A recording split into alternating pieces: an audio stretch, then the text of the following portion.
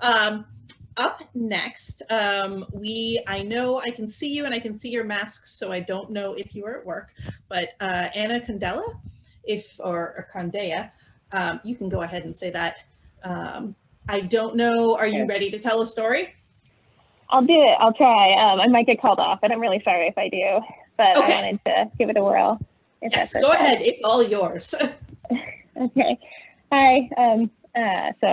I didn't know if I'd be able to make it, so I'll do my best. So the story I have to tell is about this spring and what's still going on.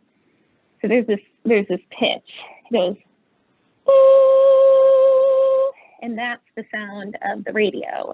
And the radio goes off when ambulance crews call in because the person they have is sick enough that they think we need a little time to prepare. And that's a sound that's fairly familiar when you work in the emergency department.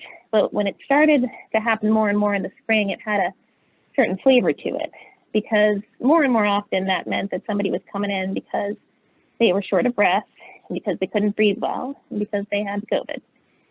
And when I was in the spring, and as I am now, I was a senior resident in the emergency department. And because a lot of these people were really sick, that meant that they wanted the senior residents to do all the intubations. So when you're in the department and you hear that sound, you know that that means that you are the one who's going to have to deal with this patient, and most likely or most probably going to have to either intubate them or talk to them about their intubation. And the other thing that follows this tone is a little story by the ambulance crew of who's coming in. And in this case, the story goes, very familiar story. Well, we've got an 85-year-old female. She found by her family to be short of breath because she has been coughing for several days. Several members of the house are sick. Got her oxygen saturation at 68% on room air. We've got her on the non-breather. We'll be there in 2 minutes. And it cuts out. Everybody in the department looks to me. And the reason they do that is because we're limiting people in rooms right now. We don't know how contagious this thing is, and we don't know how bad it is. And I'm going to have to go in that room and talk to this person about the fact that we're going to put them on a breathing tube and put them on a ventilator, and they're not probably going to wake up again.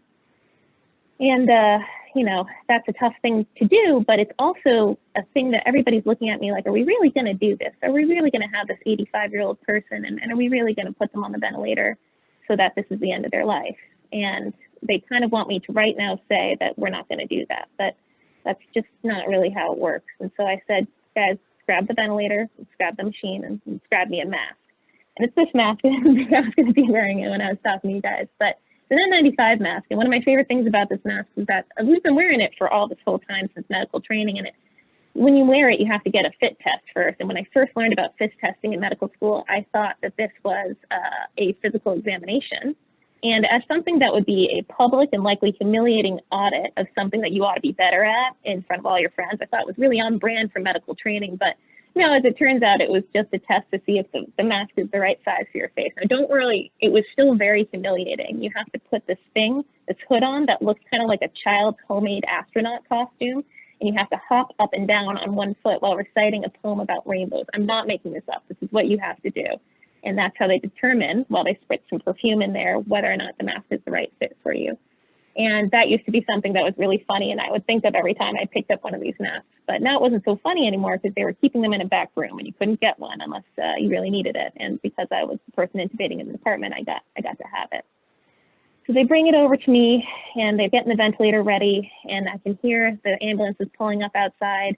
And one of my favorite nurses, she just pulls me aside, and she says, "Look, you're really going to do this." And I said, you know how this goes. You know, it is what it is. You know, we don't have another option. We don't have another therapy. We don't have anything to treat this. And if we don't do this, they're going to die. And that's already the conversation I have to have with them. I already have to go in there and say to them, hey, just you and me in this room right now. You can't hear me very well. We've just met. But that thing that you've been preparing for all your life, that thing that you thought might kind of come slowly lumbering up over the horizon one day, that thing is death, and it's here. It's now. It's me, and I'm telling you it's today. And I can't imagine hearing that. It's hard enough to say. I mean, can you imagine hearing that? And it's me, the dumbass resident recently liberated from a child's astronaut costume. But that's the case. That's what's going on. And so they roll this patient into the day, and I'm bringing the tubes in, and it's just me because we can't have a lot of people in the room. And I crouch down to this person who looks just like my grandparent. And I lean up to them and I say, hey, I got to tell you that your breathing's really bad and your oxygen's really low. And I think we need to start giving you some medication because I'm going to put a breathing tube in and we're going to put you on the ventilator. And she looks at me and she grabs my hand and she says, no, we're not going to do that today. And I said, what? And she said, I've already had this conversation and I don't want to do that today. And I said, okay. And I was so incredibly grateful because she'd had that conversation and she knew what she wanted. And so I said, thank you. And I saw that she had pinned on her gown coming in a little medal of her favorite saint. And I said, was that to have with you? And she said, yep. Now, can I speak to my family on the phone? And I said, you can. And I dialed it for her and I left the room. I wanted to cry, but in the background I heard, ooh, and that's it.